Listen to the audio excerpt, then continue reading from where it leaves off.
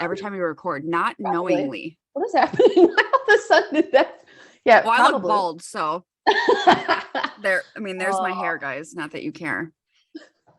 This is called pool hair for the weekend. Yeah, I'm so glad that I stopped sweating from my post-workout. I was like, I'm gonna get on here and look like a drowned rat. Really like a bunny, though. I mean, I'm adorable. So yeah, I'm not gonna compare myself to a rat. I'm cute. Anyway, Jeff was watching TV and like we were fucking around, like just doing whatever, and I was like, you want to get hit? And I was like getting up, like doing something, and he was like, get your cute ass back here. And I was like, God, you think I'm cute?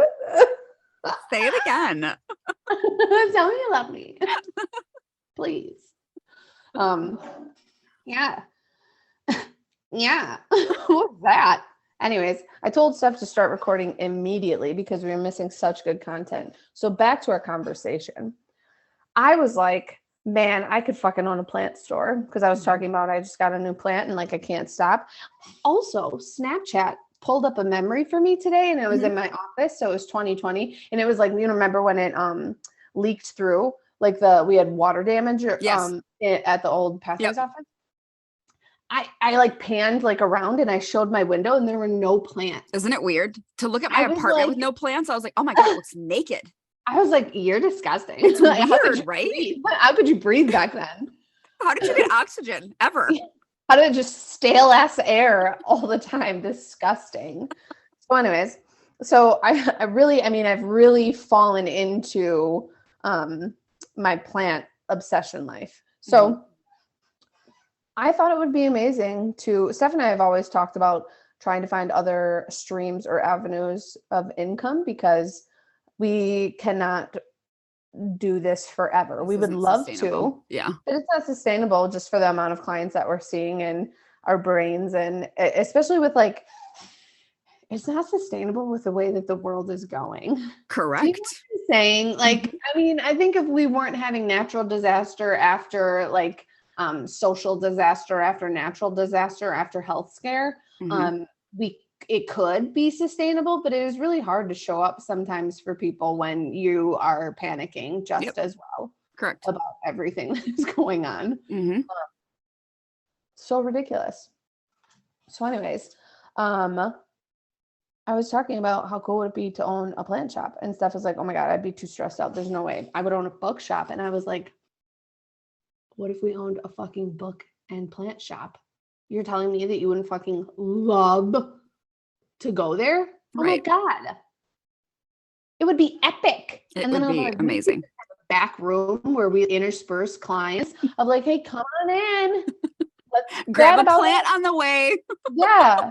Pick out a book on the way out. Grab your support plant and book and come on into the session. Make sure to put it back when you're done though, because we can't give things away for free because we are a plant and book shop. We are a store. So, I mean, they're not raking in money. I mean, but we love it. So, oh my God, it would be phenomenal. I like, my brain is running.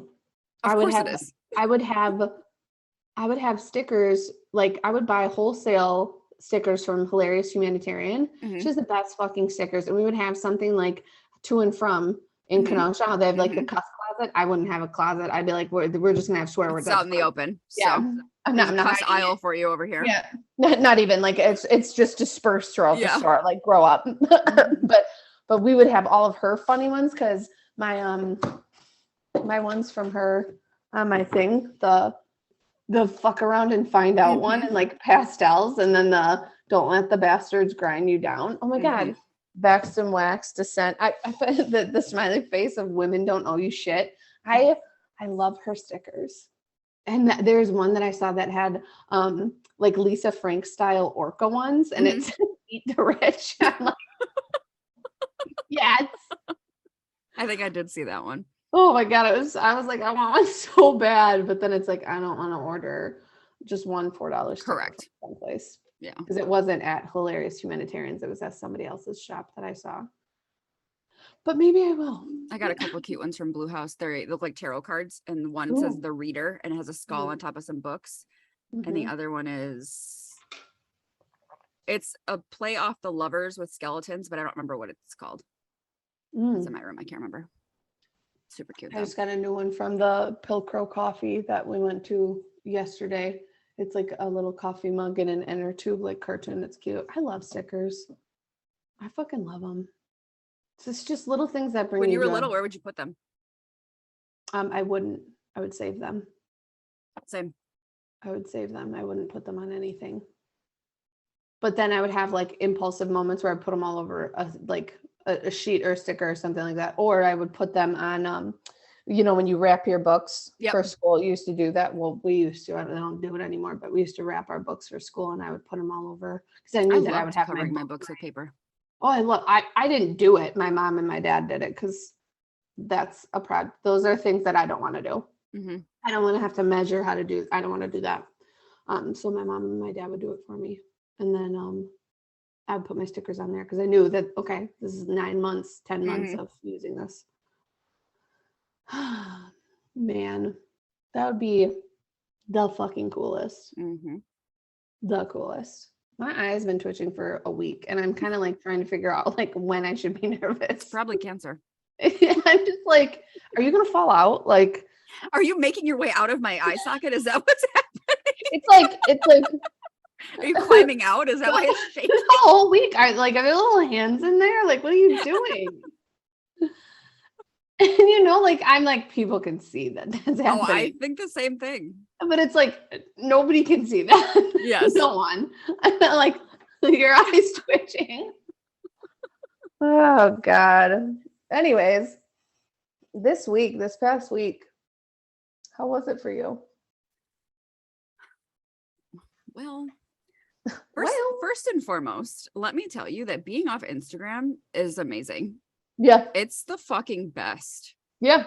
I'm not saying that Instagram was making me depressed, but I'm not saying that it wasn't making it worse. It wasn't helping. I definitely think it was making things worse for me. And for what? That was like my own doing of, bitch, you're the one that's going on it. You're the one looking at stuff.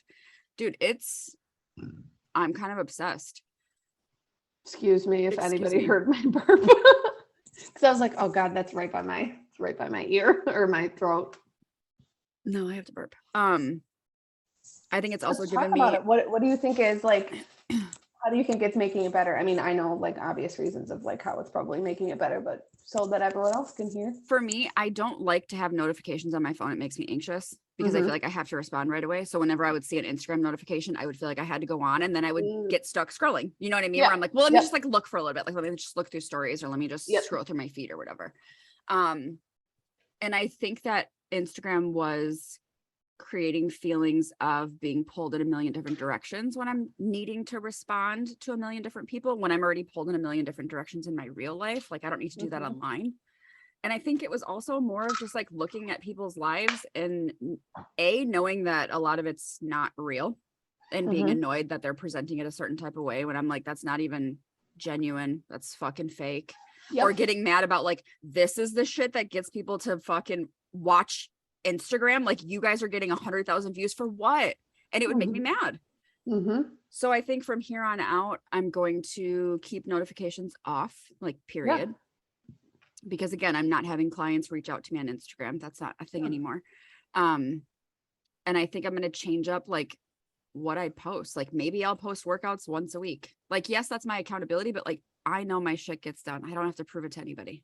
Exactly. So, you know what I'm saying? Where it's like, that's cool if it's motivating to you. Like, I like that. I love that, but it takes so much time. And then I'm like not even like in my workout. I'm focused on like the recording and stopping it and getting back, like I'm so much more mindful in the morning now. That would take so much time. That would take so much time. I do like to record though, to see progress or like muscle definition, things like that. But like, maybe I'll do it once a week. Like on a Saturday or something, Yeah. Where there's more time, or like even like your Fridays of like, this is my day off, but like, this is something that I can do. And then that way I have my weekend completely free. It's also really interesting of like who you talk to continuously on social media. And then once you're off social media, who you don't talk to anymore. You know what I'm saying? 100%. Where it's like, it's a convenience thing. It's not, I'm not saying people don't want to talk to me. That's not what I'm saying. And I'm not fucking having a pity party for myself. Like, I have no friends. I have plenty of friends. Yeah. But it's just interesting. More than I care to have, honestly. I don't want to hang out with anybody. Like, no, I feel like I have to. Yeah. But it's like, I don't know, you talk to so many people online, and I think that's what fucks people up, is like they have this instant gratification of all this socialization. It's not the real world though. No. You know what I mean? 100%. It's not the real world. Part of me is like, I don't get clientele off of Instagram. And so you taking this break has really like been like, maybe I should take a break. Maybe, or maybe I should just do what I did with Facebook. And I took Facebook off of my your home screen and I took the notifications off. So like, I'll go to it, but I don't go to it as much as I used to, because I don't want to, like, part of me is like trying to wager what, like, I do get like comfort from the algorithm that I have on Instagram of like, that I see animals and I see these things, but then I also am like seeing the lack of coverage for the wildfires in Canada, like the lack of coverage for this African-American girl that was taken. Did you hear about that? Mm-mm. She apparently was returned, but she was taken on, I think it was Thursday, because she saw a toddler on a freeway. Jesus Christ. She like pulled over and like called it originally was like she called 911, but she called her sister-in-law and was like, there's this toddler on the freeway, like I'm stopping, like blah blah. And then the sister-in-law heard her scream and her phone just was like she wasn't on it. So then the cops came, found her car running, her purse, phone, everything still inside the car, like everything was like untouched, and they didn't, but she apparently came home. So I don't like, came home is relative. I don't know if like she was dropped off last night. I don't know if she was dropped off. I don't know if she came home. I don't know if she Ubered home. Like there's no details yet, but then she was taken to the hospital. So like there's nothing out from this morning. What's 9? I think I looked at like 6:37. So like maybe there's more, but that was wild. But like, then I start getting irritated that there's not coverage on things like that, but we're going to have literally a 4-day event about billionaires who decided to go down into a sub and they had known that it already exploded. Or what the Kardashians are eating for lunch. I don't fucking care. Right. Or who's on Ozempic. I don't care. What they're wearing. Don't care. I won't be able to afford what they're wearing. Stop posting about it. There's these pair of Nike shorts that I really want, and I've been debating for a good month and a half on them, and they're like $50 maybe, if that, 40. And I'm like, which might break the bank. Meanwhile, they've got fucking $900 belt on. Literally. So I get in this like, where am I going to get my dopamine from? And I'm like, bitch, from everything else that you do in your life that you love to do. Like for caring for your plants, for working out, for going outside, like, you know, like there's plenty of things that you can do. Plenty.